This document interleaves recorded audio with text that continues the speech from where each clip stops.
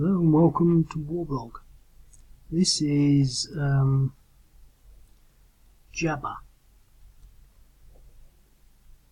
Been knocking him out recently. No real reason. I just became quite clear that, for example, I did all these in the same night, and I've just done all these and I haven't finished them. But if you don't put as much thought into it, you can still come up with the games. And so here's Jabir, and basically this is towards Raqqa, I believe, and they're sort of pushing eastwards in that direction. I think it's pretty clear that maybe overemphasize the units, but it basically represents what needs to be, not so much told, but if they just had one unit here, one unit there, just go around, it's a fight, and I think what's sort of interesting about this is I think it could sort of work, and it just makes an interesting game, and it's an interesting game to some extent because, and I don't think it's actually going to have any meaning in the game, but basically they've got an anchored flank, which is an interesting concept that don't often get, on this river. Now, the only thing to say, why does it make a huge amount of difference is because these units are not worth anything. It might look like a nice big solid line, and maybe there looks like there's a gap there, but they're not actually there, really, are they? I mean, they're just one strength units with, fairly sizable units, special forces, mechanized units, artillery. It's really going to be a case of, I think, in this game for the ISIS player, how do you fall back and present a defence, possibly counter-attacking. The sort of interesting thing is the objectives. So there's one there, and it does present sort of like a fallback. You play the whole game going back, and this one's obviously quite interesting because this old sort of meander, which is sort of what it is, sort of obviously the river might have gone like that before, and then it's sort of cut down there. It's sort of presented a natural sort of defence for Kamish. So, and with these sort of barricades and the fortifications and it being a village, it should actually be quite interesting. This isn't on there because it's not actually an objective. The game's called Jabir because Jabir's there. It could have been called Numeshea. I could have called it 3 names. There's no particular name. Could have called it something else, but that's that. But the thing I sort of been thinking about recently, I've been reading about strategy. Because I sort of, been thinking a lot. I don't want to go into it for nuances of what I've been thinking, but strategy is, I looked up on Wikipedia actually, of all places. I looked it up on Google first. And basically the whole definition of strategy is, it basically defines strategy, I'm not going to define strategy, but it basically defines it with a large proportion or intent on the concept of planning. And that's something that, and my thoughts then took me on to, well, you don't see a lot of people planning, and I know I've said this a few times, but the whole putting the pieces together to sort of come up with the idea of planning, whereas planning should be maybe, I'm not saying it should be, but I'm just throwing the idea in my mind. Planning should be like 90% of it, and then 10% of the implementation of that. And as I was sort of going for my little sort of run, as I quite often do, I was thinking about these things, and I thought, well, if planning is the main thing, this tool, which I sort of put in by accident, I was thinking, I put it in by accident, I didn't say I'm going to put this drawing tool in so you can do planning, suddenly becomes more important than anything else. And obviously we can see the front line there, and we could sort of say, well, we're going to go this way, and then we're going to come down here, and we're going to present a front line here, and then we're going to come all the way around here like that. For example, that could be the plan. Probably not a brilliant plan. Probably the best way is just fight straight through there. But, there are different ways of doing things. And basically, I think, that drawing tool is an integral part in what makes this a strategy game. But you couldn't necessarily draw with the old games because there were counter games on the table, and so you had to do the planning in your mind. And I'm not saying that you should do the planning with the tool every time, but I think basically it should be something that if I was to see someone maybe approach this game, I would say, right, okay, where's your plan? And they say, oh well, we're just going to sort of, we're just going to smack all these tricks. Because again, every time I see this quite a lot, you just sort of see people just throw these units into the first thing that they see. Well, you sort of say, well, if you've got to come up with a plan of action, and that plan of action will have multiple steps, and some of those steps you could say, well, these are simultaneous. But a simple plan of action when you're sort of working at the basic level, I think would be natural to say we're going to do one thing at a time. And so, for example, on that one thing at a time, we could say, well, we're going to take this road hex because we want to secure this road to give us some objectives. Now, I've not thought it through, and there's no reason for that to be a good plan, but you could sort of say, well, okay, well, that road hex is important, so we're going to basically move to that hex and move our front line like that, because we want to protect that hex, which means we need to get this one, and this one is a natural thing. So basically we want our front line to be like that. That is our first step, because we've already got that front line. So from there we're going to advance and take that road hex, and that's what I'm going to do in this little thing here as just stage one of the plan. And what I'm sort of getting to is that, well, obviously that doesn't mean using this unit to attack into there. So now we can say, well, how are we going to implement that plan? Well, okay, well, we've got, I can't remember what my plan involved now, but basically it's, I think, taking these 4 hexes here out. So we've got one unit there of regulars. We've got an irregular, motorised, irregular, and irregular. So we can sort of say, okay, well, what are they? They're dug in, so they're going to be at 2 times 2, so they're going to be worth 2.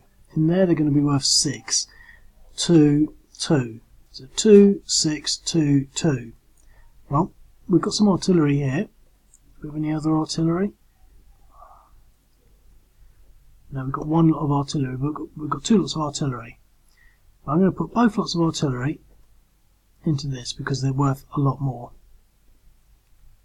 We're not moving anything. We're not going to move anything else, but we're not committing anything else to a major, major thingy-bob. So 1.5, 3.2. So that's going to reduce them. So what I'm saying here, for example, we're not going to attack any of those, but we still might keep them there. We might put these units into there to make that stack bigger. We can reinforce that line. We might move these units to there to make the line more solid. We could move these units into there and then commit these ones into here, because that hex has got to be taken. So we've used up the artillery. Now this hex here, again, I always do that with the artillery. I should have moved the artillery first. So we've got that hex there. So let me get my drawing tool out. So we've made our plan. Now the implementation of that plan is something else. Now I think, well, that artillery is sort of stuck. We can move him to there. No. Drawing tool. Move him to there. Him to there.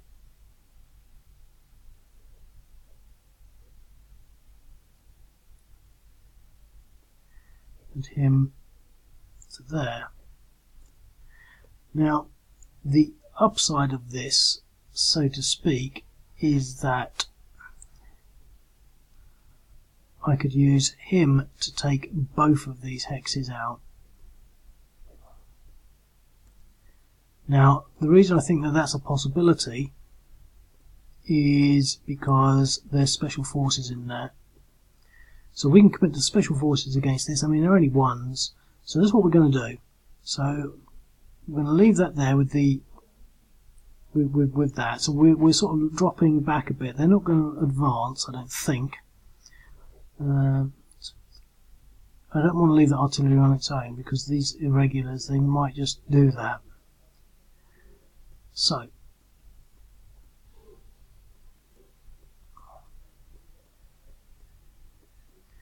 that's our attack lines.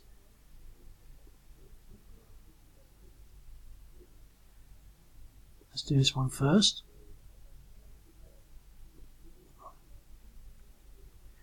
Before we do that, do we have any air power? Yes. Well, that air power is going to come in here.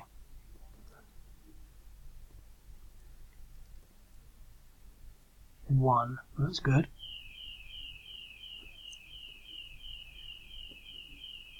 Okay. So, they're going to be worth 2, so we're going to be worth about 4 to 1. With a DE. And that forced them back into that hex there with 2 depressions. So that means we can move forward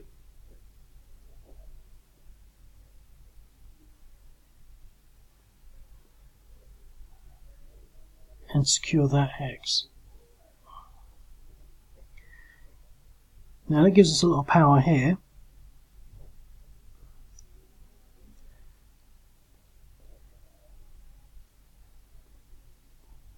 Now, because they're worth a little bit more, I'm putting these in and these.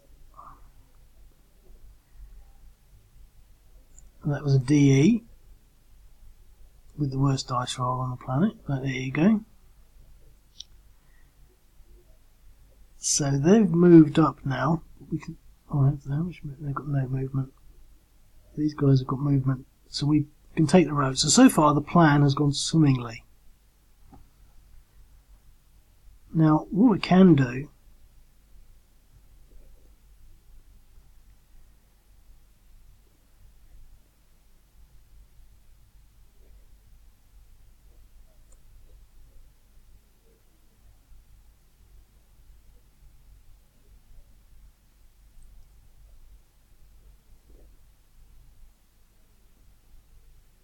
is this. DE, yep, okay. So that forced him back there. So,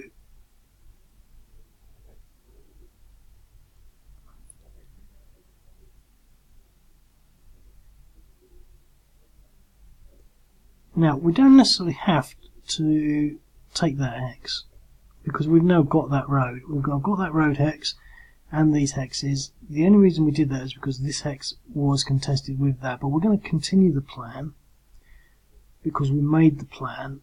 I'm not saying that is exactly how to do it, but the DE.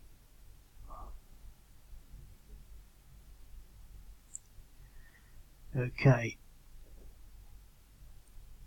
And I don't want to advance because I've only got one unit to advance with. I don't want to move this because I don't want to expose the artillery. I don't want to expose the artillery here. I've sort of lost this hex here. So to recap on what I've done, and this is what I think this comes and completes my argument really on my concept of strategy with this little pen tool. And again, the pen tool was nothing. It took me an hour to do, and it's just incidental. And it suddenly, from my mind's eye, it means so much more to helping support what I'm trying to achieve here with the whole concept of strategy. I mean, I know it's not the most exciting thing, but when you read a lot into such a little, and I'm waving my hands around here, you can achieve so much more than just throwing everything. What about these attacks down here? I mean, this again is going to be a defensive line, but we've achieved that, and then we can sort of say, well, how did that plan work? We had a couple of failures. We lost that control of that hex because we forgot about the artillery and here, but the artillery played a role in advance, and we didn't get that hex, but they're not occupying it. So we've achieved our main victory conditions, and now we can actually move these units sort of there or there. I'll probably just move them there. I might even move these back, so that they're not in contact. So I've got a line along there. 7 seconds left, so I hope that I hope that makes you think. I find it interesting strategy. I'll speak to you